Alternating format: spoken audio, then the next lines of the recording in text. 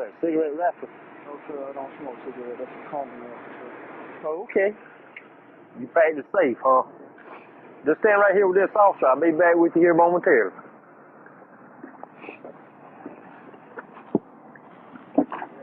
Come on out here just a minute. You got any kind of weapons or anything on you? No, sir. Okay, just keep your hands up.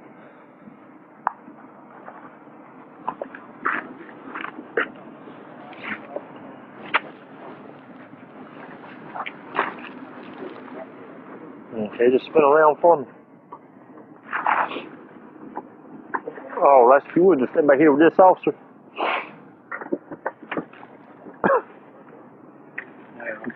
Oh, that's you got any kind of weapons on you? Okay. Spin on around for me. Nah, I just need turn and face that way just a second.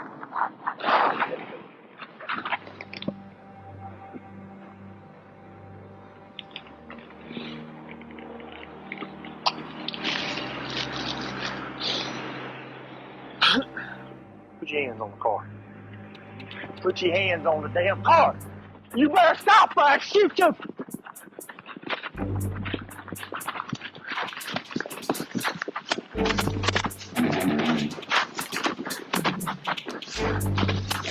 You better run, nigga. Cause I'm fixing to kill you.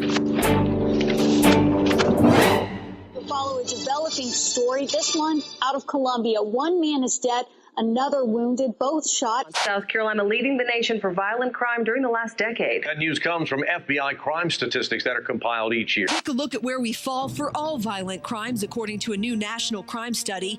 4th in burglaries, 5th in murders, 10th in rape, and 15th in robbery. But why? Crime experts say our increasing drug and gang problem, along with a high unemployment rate, have pushed us up the list.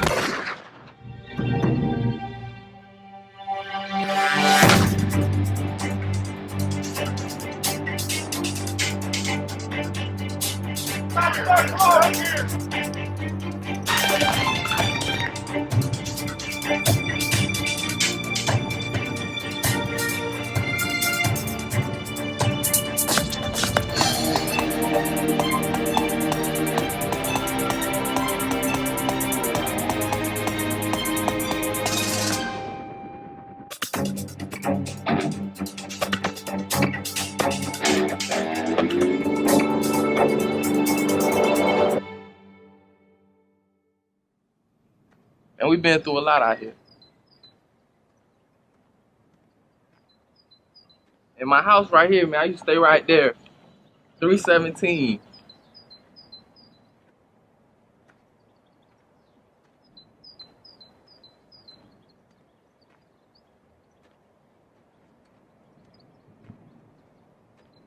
I used to stay right here, man. This is the first and only house that I ever lived in my life. We stayed out here for 2 years.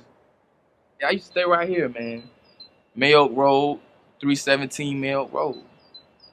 No, that's where it started at, man. Maywood.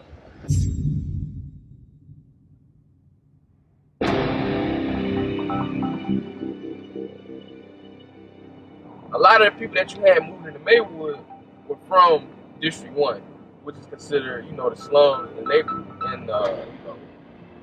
the more poverty-stricken areas. And this side of town, we call this side of town District 2. And a lot of times, man, people from District 2 had to fight people from District 1 just because, they looked at District 2 people as being, rich.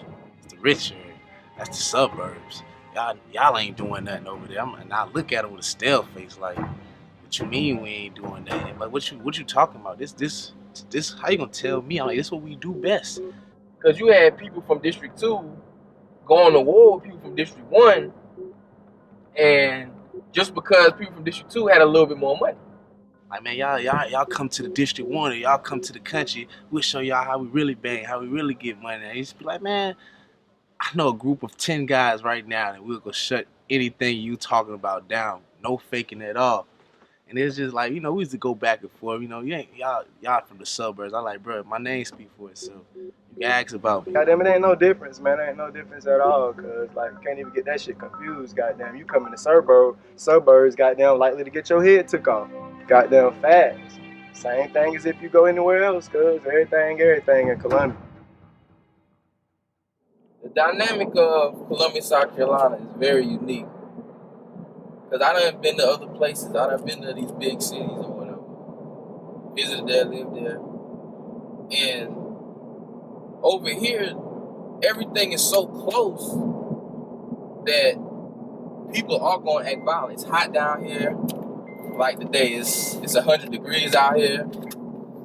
You know, it gets hot down here. So if it get hot down here, I ain't got no job. That mean I ain't got no money. That mean I ain't got no patience. And if I don't got no job, if I ain't got no money, if I ain't got no patience, I'm mad at the world. So let me get with a couple of people that's going to put money in my pocket, that's going to feed me, that's going to take me where I need to go. And as you can see, I just left where I live, and as you can see, look how close the trailer parks are.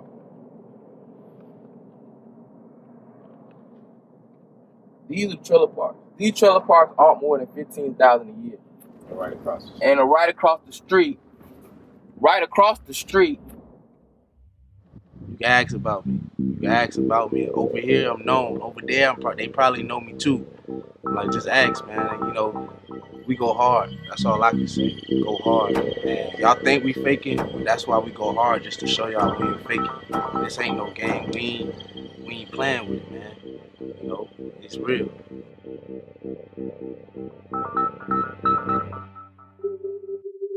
Richland County Sheriff Leon Lott says gang activity is statewide and it has the potential to affect anyone. I would say that Sheriff Lott realized it back in mid-1990s, say no later than 2001, 2002, is when we saw the influx of gang activity in Richland County.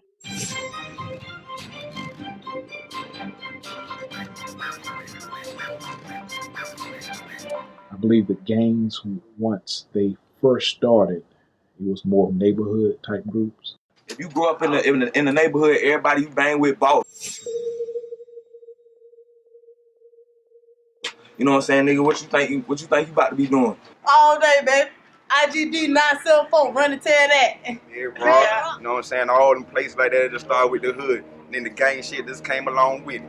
You know what I mean? Other niggas from different states brought it on down, so we ran with it, now we taking it over. Once the influences from those particular areas, whether people move to this area from those locations or drug connections, whatever it might be, we're able to recruit some of our neighborhood groups and basically turn them over to their national gang. The whole Carolina gang. That's when we saw the influx of weapons and more drugs and things of that nature that created an atmosphere of violence in Richland County. They ain't born and we was sworn in. If you ain't down with the shit, they don't need to come around with the shit. Ain't no faking down here. This shit real, nigga. Ain't nobody got time for all this playing and all this shoo-shoo and foo-foo, nigga. Get down and lay down, nigga. Damn dirty sound. Shoot, man, they was everywhere. From OP, Faraway, Beltline, Raw River, all that, man, the whole northeast side. When it first started out, you know what I'm saying, we was deep, you feel me? In my opinion, we was running shit. I mean, we used to hit the club and go ham. It was like we had any female we wanted, you know what I'm saying? Our pockets were straight. If somebody's pockets wasn't straight, then the next homie would be that crutch for that person, you know what I'm saying? Everything was good. One point of time, these boys did have the city on lock. Yeah. The money, the bitches, beat, gunplay, whatever. Yo, bro, see, with me, it just came from the hood thing. You know what I'm saying? I come from the garden. Raised in the garden, went to prison, did a 4-year bid, come home, shit, every nigga repping the blood. Bought that shit down from New York, we ran with it. Plain and simple.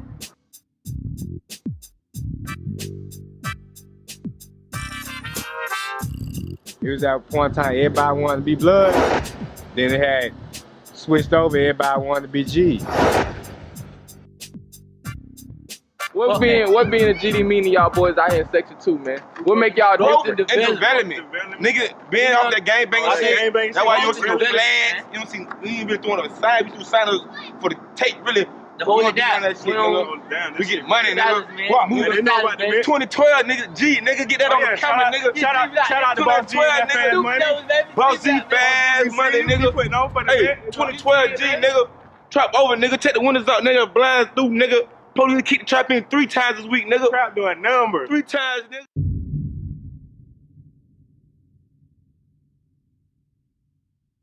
One nigga I would respect to my dying day, and no other nigga would have this respect this man had. Lil Baby, base.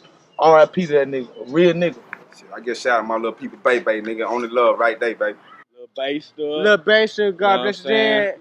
A lot of love. That's one of the first homies that died. Real talk. I grew up with this man riding through the hood, spraying shit. Ain't playing with nobody. Ain't give a fuck who been out there.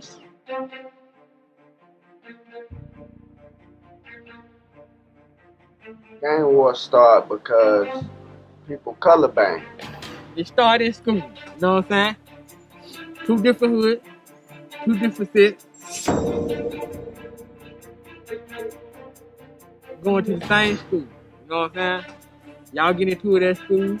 Just so happen, you might know a female in that different neighborhood and go out there to that neighborhood and get into it with them. Now it's in the street. So as the opposite gang see the opposite gang, it's a problem. The mall was a war zone.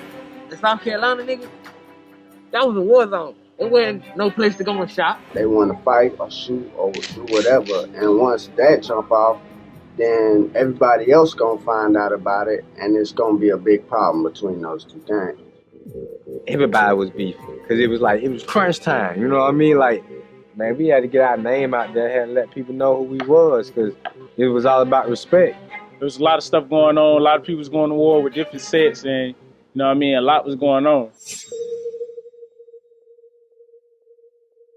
And the rise of that, it was just, you know, from one situation rising to another one, and then, you know, something had to happen. You know what I mean? Somebody did something, you had to ride on him. That man had to ride on that man.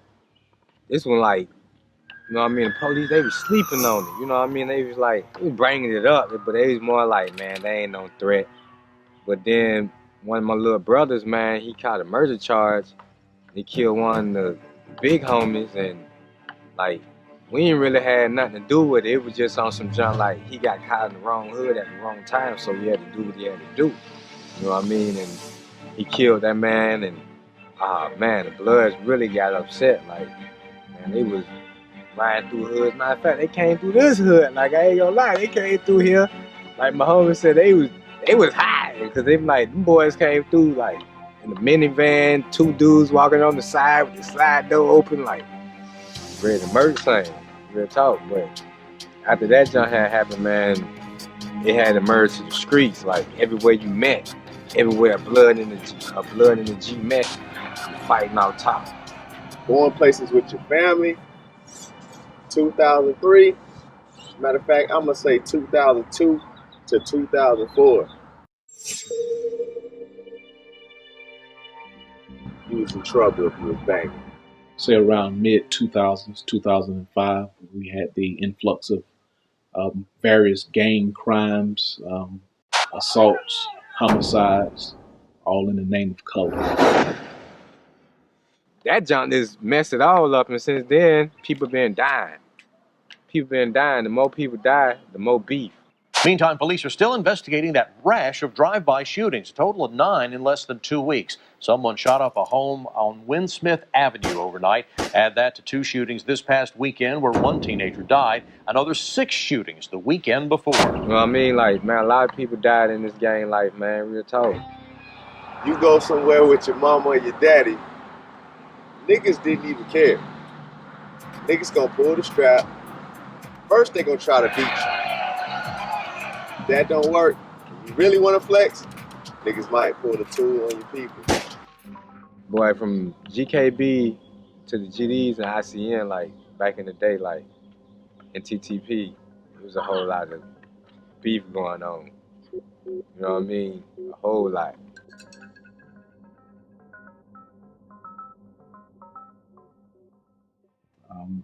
I recall having a lot of blood and gangster disciples. However, shortly afterwards, we began to see an influx of Crip gang members, which was the insane Crip Nation at the time. You know, insane that deep, they mad deep up here. See mad insane with coast gangs everywhere, you know. My dog, nigga, I was 13, nigga.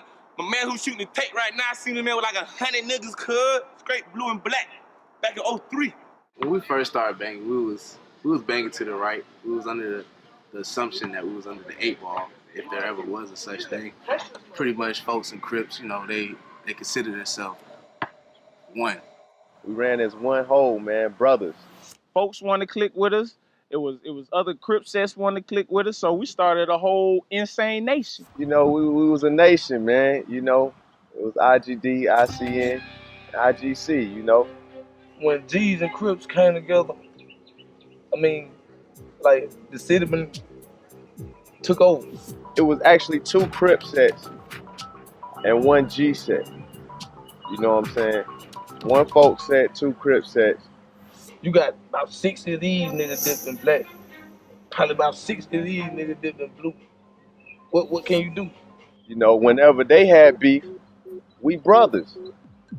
You got beef with my brother, you got beef with me. Which on our side, it kind of dang sparked off a whole bunch because it made everybody hot. Because not only dang was we riding on our enemies, we was riding on everybody who wanted. Anybody could have got it. You know what I mean? And when we was sending that wave, we was sending that wave. And it wasn't just no 1 car, we 2, 3 cars. And however you wanted it, we was coming to give it to you. And that's just how we felt about it. You know what I mean? And that's just how Insane was rocking. We was doing our own little thing, you know? We had our own structure going on. We had our own rules and our own boundaries. We spoke to no man, nigga. We bow down to no human being, nigga. We bow down to no set. We started loving so much that we didn't even really care about school or nothing.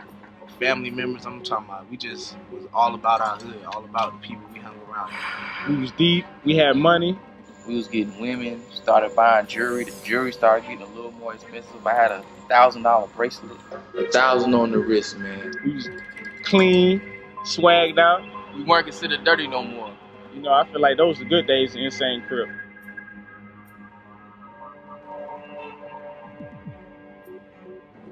Some Crips from District 1 moved to Maywood. Start putting people down with Crips. I was the first Crip that got down in Maywood. That was, you know, from the Crips from that side. And it was me and another Crip named Dominique. A week after they put us down, they went to prison themselves. So when they left, we didn't really know our proper knowledge.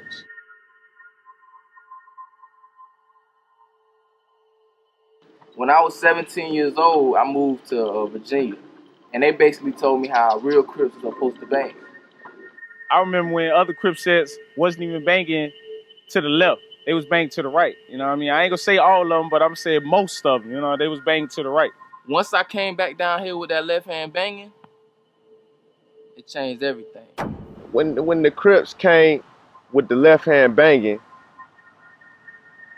and I gotta say, it was ICN came with the left hand banging. They introduced that in Columbia, South Carolina. And Insane Crip, they came through on our side anyway. I can't speak from the other side, but on our side, we came through that left hand. We dapping up to the left, our flag to the left, royal blue colors out like that, nigga, and we just like a wildfire.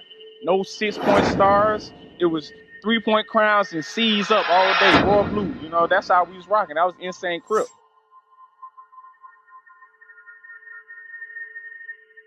People started feeling like it was a form of disrespect. Like the same people that you was just hanging with, the same people you was just chilling with, you used to dap up right hand, and then all of a sudden you just switch up, try to dap them up left hand. They look at you like, yo, what up? Like, what you better than us? And we try to explain to them like, nah, it's nothing like that. It's just we weren't right. You know, we was banging somewhere. We came to terms to accepting that. You know, now we trying to get other people to accept that, but you know, people get stuck in their ways. They ain't trying to hear that. They, nah, you're not gonna tell me I'm fake. I've been banging like this all my life. This what I do. I'm like, bruh, we was doing the same thing, but it was wrong. It is what it is. But everybody was so used to banging to the right, dapping up to the right, that it seemed abnormal. So of course, controversy came about. heads start clashing.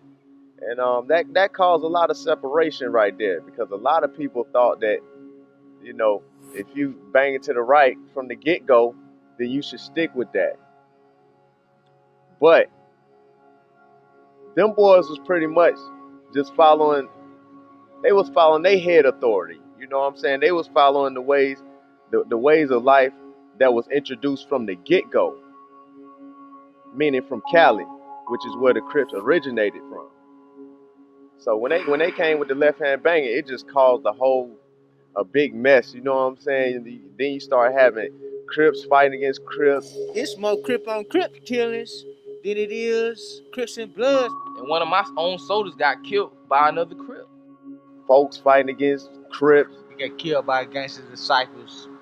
I mean, you even also had folks fighting against folk. Because I know of the neighborhood Bedrock, and if you ain't from Bedrock, then you're not welcome out there, even if you bang the same thing. It got to that point because some folks was chilling with Crips that was banging to the right.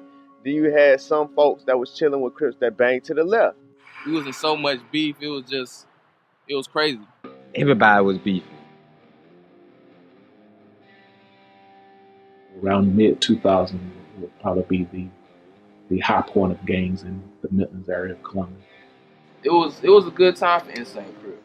And when we switched over to that left hand banging, a lot of people in Insane switched over to folk, because at that time, that's when folks started getting deep, which are BGDs, IGDs, and GDs. They started getting deep themselves. So a lot of people felt like, well, Insane Crip, we see a lot of people switching over. Why not switch over? Why not be a blood now? Because they the deepest. Why not be a folk now? Because they the deepest. A lot of the G's that we got right now in the mix came from people who stopped cripping. You know what I'm saying? Because I know at least 30 homies I can name who used to be a Crip before they became a G. When I first started out, it was quite a bit of few Crips. You know what I'm saying? That was our rival gang. That's who we beef with or whatever. But now these days, I don't really see Crips like that no more. You know? It's like they disappeared or they fell back. They laying low. You know what I'm saying? They ain't hot like everybody else out here hot. That just broke everything up, man. It broke up the 8 Ball. It broke up the friendships we really had. It broke up our bond. It started going from numbers to hanging with 30 to now it's just 20 to now it's just 15. And after a while, it got to the point it was just 4 of us.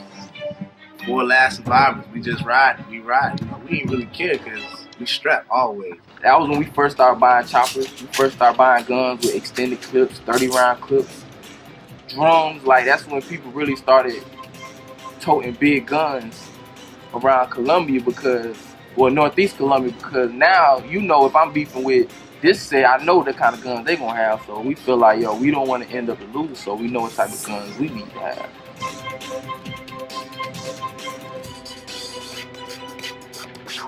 When you outnumbered like that, it's like you don't have no choice but to resort to guns. Because that's your only equalizer. So that's why you try to get the biggest gun with the most amount of rounds, because you'll never know how many bloods it's gonna be or how many whatever click this is gonna be, because numbers equal everything out here, man. They might be 50 deep and it's just 3 of y'all. I got this tech. They caught me with a tech. I ain't tripping no more. It's all cool. We're gonna equal it out now. Then that's when the 8 Ball kind of broke, because before I got locked up, it was an 8 Ball. Like, the G's and the Crips, they was rolling together. You know what I mean? We was tight. You know what I mean? We was a family. But then after that thing happened, the Crips started banging to the left, 8 Ball kind of broke. And everybody kind of like merged itself, separated itself. And it was like them boys was on one side and we was on one side. It wasn't no longer like we all was on just one side doing our thing. It's like they went their way, we went our way. You know what I mean? You got people that don't like you. And then you got people that you thought that was your homeboys and they click up together. It's like you don't really want to smash on your homie, because at one point y'all used to eat. And now it's like, how can you turn your back on me and go hang with him? So I look at it as like, well, I'm obligated. I don't have no choice. I'm forced to smash on you now, even though I really don't want to. I keep a blue flag hanging out my backside, but only on the left side. Yeah, that's the Crip side. See, for you, those were just lyrics. But those lyrics saved my life. You know, after when that Snoop song came out, that's when everybody decided that, oh, it must be true. And that's when we looked at you like, we tried to tell you. We warned you. We told you. Y'all thought we was fake. Because we told you what was going on. And now everybody want to do it. Now we listen. They listen now. But they don't think back like, dang, yeah, they was really the ones starting that. They really brung it to the light.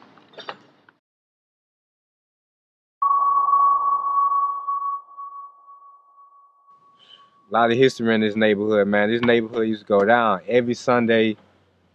Everybody up here hooping until the games came. You know what I mean? Once the games came, like, and the money got involved. We rich. Brought hate, envy, because the women got involved.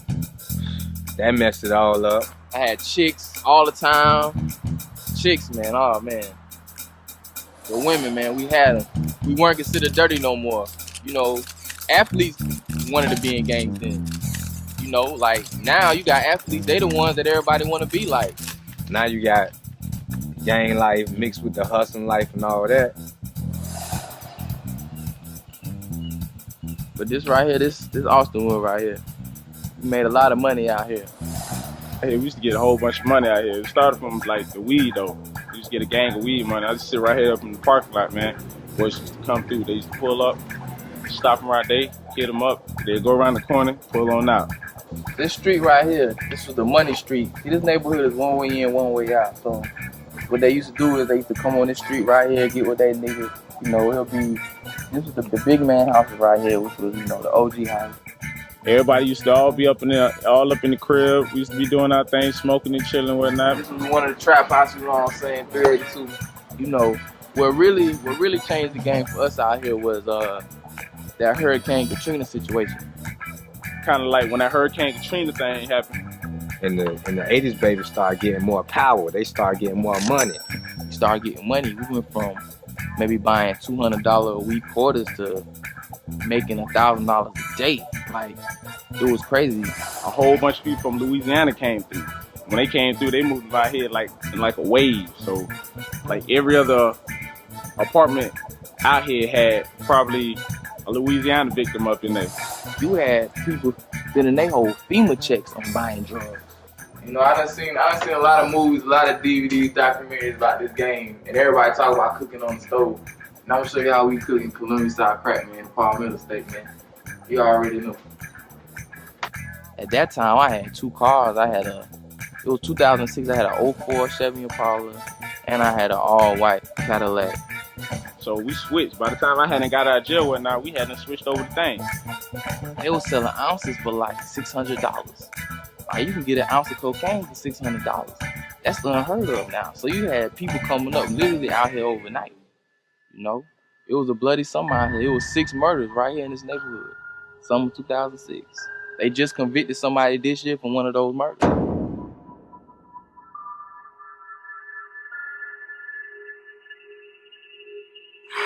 It was a shooting that took place, which I was involved in personally. And I had to go and do a little 3-year bid. I went to jail basically for shooting a nigga and whatnot. So they jumped me at the LR game and whatnot. I had a cousin that was back in the day. He got killed by some bloods in front of me. 5 minutes later, get out the car. The same car we seen must have turned around. They ran down the window. My homeboy said, "Bruh." Big 4.5 extended clip. Was 32 rounds. Shot my wife and mama car up. Shot the tires out. My homeboy dipped. I mean, I fell on the ground. They thought I was dead. All of a sudden, it was a massive shootout. Boom, boom, boom, boom, boom. We thought it was a shootout, but it wasn't a shootout. It was some gangster disciples that ain't have no relation to the gangster disciples that we was cool with had shot up the house. But they shot the house all up. They shot it all up. It was 3 different gunmen. And the crazy thing about it is, when they shot up the house, everybody was in the garage. So So they shot up the whole house. Nobody was in the whole house. The police pulled us over during the retaliation. Pulled me over personally. We had a chopper back then. That's what we call it. Police pulled me over. Took the gun out my trunk. Took me to my house and dropped me off at the house. What's up, man? My man, Blue, and his wife right here. What's up, man? You know, I'm just telling them the story about, you know, how Maywood was and all of that. You know what I mean? Anything you want to say real quick, man? Like this side right here, like this subdivision, we would put like niggas on, y'all stay in the summer, y'all stay in the suburbs. They used to get land back in the day, man. You know, everybody wanted to be insane. Everybody wanted to be around us, to be in the present, because they know when we come, we coming, and it ain't no faking. So, you know, niggas, we wasn't on that shooting stuff like that. We took it to a new level. We started the shooting on this side of town, period. It was just, if you fighting, we shooting. I remember we was all up in Maywood, we smoking, having a good time, drinking it. We all deep, you know what I mean? We just decided to go out for a little while. So we riding down 2 Notch. We all the way down here at 2 Notch. We catch these treetop Paru niggas, you know what I mean? They looking at us, we sizing up. We was already beefing and going to war with these boys. We see them, we hit them up, let them know what time it is, that we was insane, and they was motherfucking treetop. They seen us, you know what I mean? They tried to run. When they tried to run, we chased them. So we riding them down. We chased them all up through the bank, passing lights coming all the way down 2 Notch. You see the boys pull up, they try to pull up like, you know what I mean, a couple lights farther down. Catch them at the light, swoop up on the side of them, let the window down. First big work I did when I was 13 and whatnot. You know, some bloods got into it with my homeboy Cass and everything. So he pretty much called me up, was like, man, these niggas, you know, they popping off and junk, talking junk on the phone and junk. So I'm like, yeah. He like, come ride with me. So when I get out there, when we get to the car first, he pulled out a little 32. So I'm looking at it like, dang, okay, it's really my first time touching guns and whatnot. So, you know, we ride over there, another suburb area, right around the corner, about 5 minutes from the school. So we go over there and whatnot, you know. He called a nigga like, yeah, nigga, I'm outside, what's up? So they come outside, so I hops out with the pistol and whatnot. You know, I instantly, I was like, this is my chance to get fame. This is my chance to make my name known. So boom, I hops out. They see the pistol on my hand, they run back in the house. I just start quaking. Boom, let them have it. Boom, boom, boom. I ain't paying no attention, not knowing I had just got shot. I ain't even paying no attention, somebody had just shot. So I kept on fighting. Boom, boom, boom, boom, boom. We done ran up the road. Boom, police coming. All I know is I just started feeling wet. I'm like, what's this? No. Next thing, I'll take my shirt off, it just squirts. As soon as I walk up on Case Police, this is the first thing they tell me to do. He talking about lay down, just close your eyes. I said, what? I said, man, call an ambulance. What you mean, close my eyes? Bruh, I tell you no lie, man. I'm telling this how they real dirty. And that's just me getting shot. My brother got killed in 2010. South Carolina's named the most violent state in the country for the second year in a row now. According to the FBI stats, South Carolina is the most violent state in the nation over the last 10 years. The FBI's crime report shows the Palmetto State has seen a 5% increase in crimes like murder, rape, armed robbery, and aggravated assault. State Attorney General says 15 more people have been indicted as part of a statewide crackdown on gangs in South Carolina. Earlier this week, 20 people were indicted in Walterboro. Capitol reporter Robert Kittle tells you the Attorney General says gangs are a statewide problem and police are using a new tool against them. The gang law was enacted back in 2007. And that law gave us the ability to prosecute multiple people within a street gang instead of 1 or 2 persons at a time. We can actually go after the entire gang, more of a conspiracy type. This week, the Attorney General's office announced that 20 people have been indicted as part of a gang crackdown, 7 of them charged in the drive-by shootings.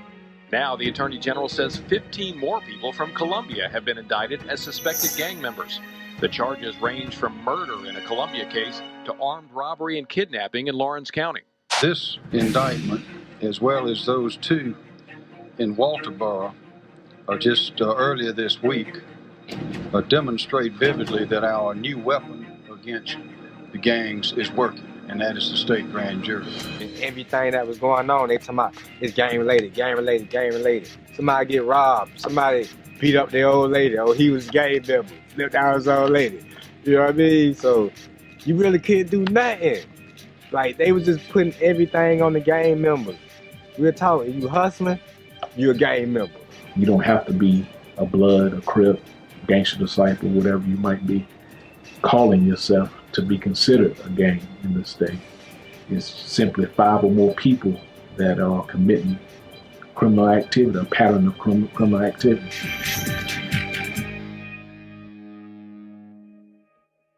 Federal authorities announcing a major gang bust this morning. Several members of the Blood Street Gang in the Columbia area are off the streets. U.S. Attorney Bill Netto says the arrests are the result of a 2-year investigation. 23 people are behind bars here, 11 others still on the loose. Officials say their leader, who's from Colombia, was arrested in Southern California. Prosecutors say the defendants face more than 100 total charges, including racketeering, prostitution, and drug and weapons crime. And once people start realizing, man, you can get picked up by them alphabet boys like that, in the blink of an eye, well, people start falling back.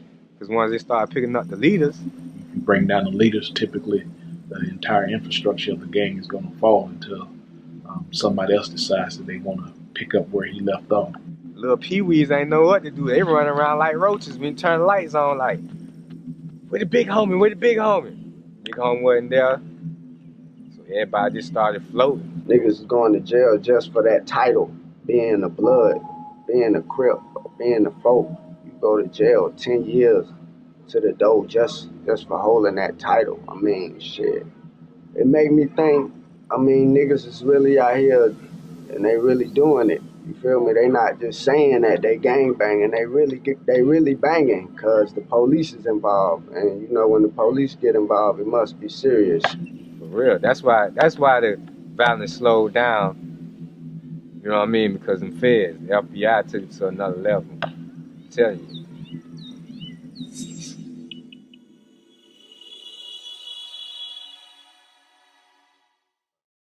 I've been locked up 9 times out of my whole lifetime. I'm 21 now, and I would say 5 of those 9 times it was behind gangbanging. That GKBG shine, fire popping all day. Y'all boys know what it is. And shit, I mean, I got behind the walls or whatever. People ask me, you know what I'm saying, being in South Carolina, that's niggas gonna ask you that anyway. Do I bang or do you bang or whatever? So, you know what I'm saying? I let niggas know what it was, and I did get into problems with other sets and other gangs or whatever. And sometimes it worked out for the best, cause you know, blood was pretty deep when I was in there. So I mean, I ain't really had too much to worry about. Man, it's dumb hard being a crip in jail, man. Cause first of all, you outnumbered by everybody. You know what I mean? Being in the gang, in prison, and being in the gang on the streets, man, 2 totally different scenarios. Banging behind the wall and banging outside the wall is 2 totally different things, because first of all, you don't have guns back there. Out here, you got these guns, you know what I'm saying? Everybody doing what they want to do, saying whatever they want to say to any and everybody, regardless if it's your superior or not. Because they feel their guns is going to, you know, override the say-so of whoever calling the shot. But behind the wall, ain't no guns, nigga. Once upon a time, it was aiding and assisting your brother, being there for your brother, not plotting on your brother, scheming on your own homie, not disrespecting your homie, blatantly disrespect. The loyalty was actually there then. It used to be respect for the hierarchy. Niggas ain't got respect for the ranking system no more. Everybody, it's more chiefs than Indians nowadays. Not everybody want to be that man. You know what I'm saying? Now people just go and do what they want to do. It's no rules, no regulations, nobody follows the code. Back then, it was all love, peace. You know what I mean? Like it was drama, it was beef, but it was on a different level. You know what I mean? It was like man up. You know what I mean? But then it changed. Like the new generation, man, them 90s babies, they changed the game. When basically when the games first started, it was way more violent than it is now. 10 years later, because you got a lot of people laying it down doing their time. You got people with kids now. Everybody's life started changing because people started growing. Now people got babies. You know what I mean? They trying to take care of their kids, get jobs, man. Nobody trying to be in the penitentiary. That's why it slowed down for people like me, but you still got some hard heads that like they don't care about doing 20. You know what I mean? But them be the same ones, they get locked up. They call me crying. Bruh, y'all get me out of here. You know what I mean? But they out here wilding like they don't care about doing 20, 25. All they want is a name, but not ready for the fame that come behind that name. I'm telling you, there ain't no fame, man, walking with a limp, looking over your shoulder every day. And that came from just minding your business, you know what I mean? Not when you was out there putting in work where you thought you probably was gonna catch one in the battlefield. You weren't even in the battlefield when you caught one. You caught one minding your business, you know what I'm saying?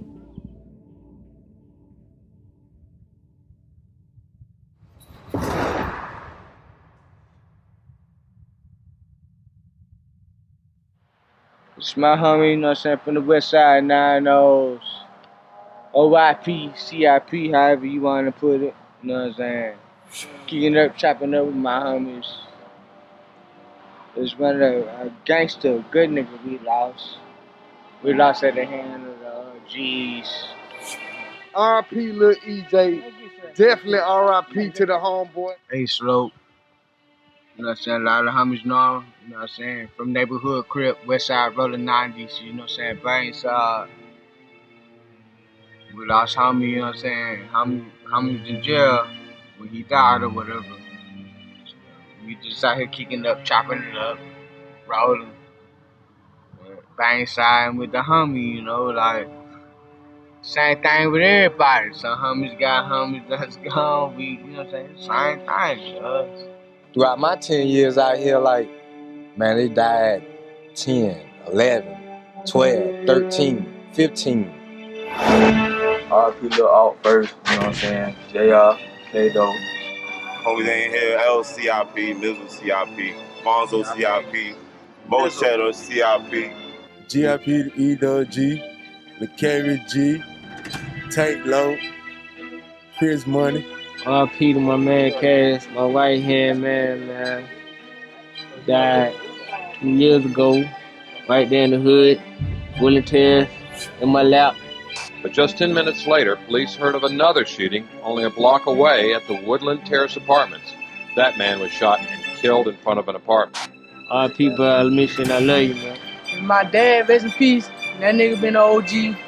You know, Showboat, Twan G, goddamn. Jim, goddamn. You already know, folk chop down, dog.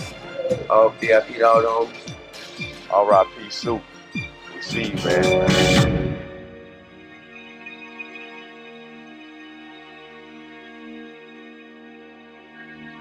What is the best solution to curb gang violence? Community partnerships, business-based, school-based, law enforcement. It takes a community to deal with this problem. It's not a law enforcement issue alone. And that's something that we try and stress when we educate the community that we don't want to put everybody in jail and we don't have enough jails to put everybody in jail. So we have to do other things and partner with the community to establish programs, youth-related programs, to guide our youth in different directions. Well, I'm telling a real nigga who got a head on his shoulder, who got a mind of his own, don't get down with this shit.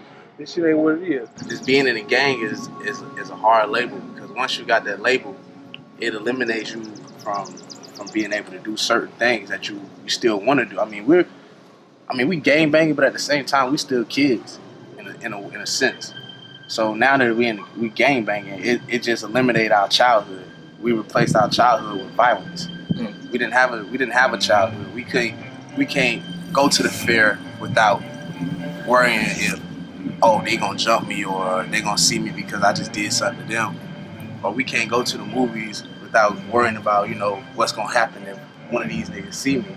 So it's just like, man, we can't. It got to the point where I even stopped going to places in public with my mother and my father because I would feel bad if something was to happen to them on the behalf that I did certain things, that my lifestyle would reflect them. And one struggle I could tell you is, man, when they jumped me and I did what I did back to them, and then one of the police officers, she called my mom because she's cool with her and they went to school or whatnot. So she called her and told her, was like, yeah, man, I work at Ridgeview and whatnot, and what I'm hearing is the blood saying they coming to shoot up y'all house tonight. My mom was like, my house? She was like, yeah, your house tonight, because I don't know what your son involved into, but they coming to shoot up your house tonight. I've been there, I've done that, and seen it all 10 times over. You know what I'm talking about? This gang thing, man, what y'all think is cool, running around with these colors, you know what I'm saying, busting your guns, getting locked up, selling dope. It ain't the life, man. At the end of the day, I told you why I got out. The disloyalty. You need loyalty in anything that you believe firmly in. The loyalty, niggas ain't really got loyalty like that no more, and that's a big thing with being a gangbanger, you feel me? Loyalty is royalty. Niggas just ain't loyal no more. So if I was to give y'all a message and tell y'all why not to be in a gang, I would have to say because there is no loyalty in it. There is no longevity in it. It's only one or two places. I'm sure you heard it before. The gang only leads to one thing: death or jail. You know what I mean? You either gonna be in the grave or you either gonna be in jail, nigga, for the rest of your life. I gang bang. I used to, blood, you know what I'm saying? But I turned things around and started doing more business now, So now I'm trying to take it to another level and show my little homies that you don't have to be out here selling drugs that have the hot cars, the big jewelry, the women, and all that other stuff. You can come out here and do it legitimately and still get what you need to get done. I've been in business since I came home out of the penitentiary in like 2000, so I said I probably started the store in like 2001. I actually started out on the street corner underneath a tent. Now, so you can see where I'm at now. We kind of getting it in out here. So, it comes with a struggle. It's just like anything else. If you want to be out here in the street trying to work up a name for yourself, you might as well be out here trying to work a good name instead of a bad name. And I had to learn that because I spent my entire life trying to work on having a street name, and now that street name kills me as much as it helps me. Streets ain't for you, man. Best thing to do, man, get your job, graduate, seek God, do what you gotta do in life, man, because either you're gonna be in jail, prison, or you're gonna be out here, man, with a headstone, man, and like, at a young age, this ain't the place to be, man. Real talk. Death or jail. You make the choice.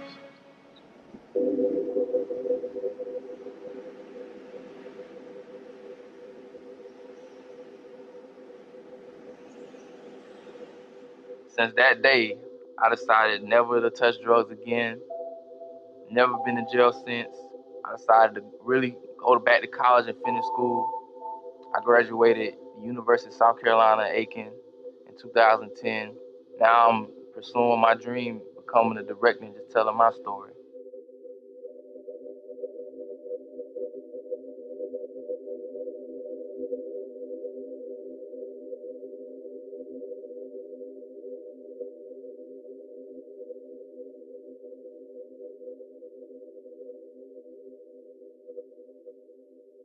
Well, I worked a lot, being a parent, and I tried to give Terrence some of the better things in life, and I like some of the better things in life as well.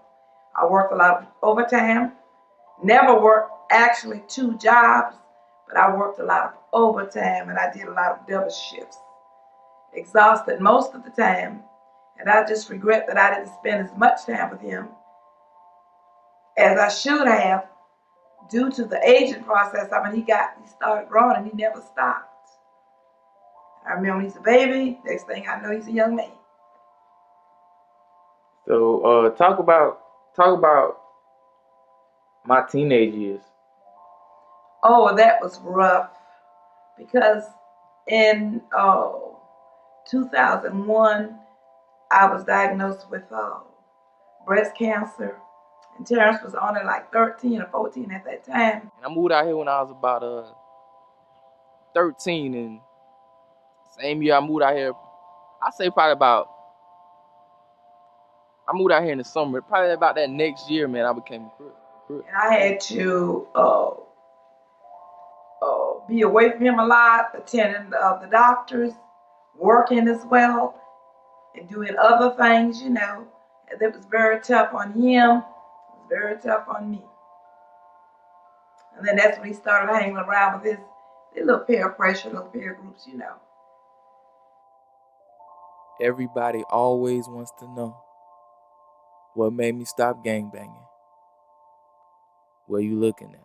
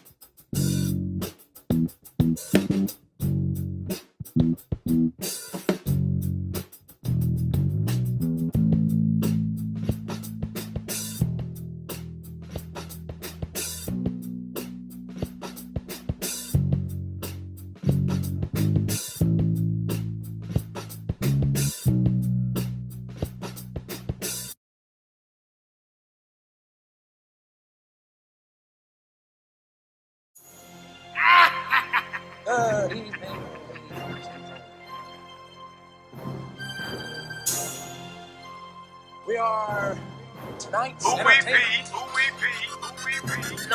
They ask where I'm from, boy, I tell them what I claim. I'm from the backwoods and the streets is my name. But the boys my gang, NWA, state flag in my pocket, Carolina with a bang. State, bang, state, bang, state, bang, state, bang, state, bang, state, bang, state, bang, state, bang. The backwoods. Projects with no sidewalks, country slang all in my tone. Listen close while I talk. Good old boy, blue state, they chase us in them cop cars, but get mad when we hop in them and put folks on they squad cars. Your folks be cotton here, call it the slave state, the metro. Ran away, streets flooded with get your weight. They'll put a lash on your back if you get caught selling. Put your ass in them shackles, so I walk parallelly when you see that blue flag. Nah, I ain't say tripping, it means I represent the kick, and every county say I'm ripping. Go ahead, throw your flag, it's nothing but love, cause let's get this money here together. We're pumping the same blood. They ask where I'm from, boy, I tell them what I claim.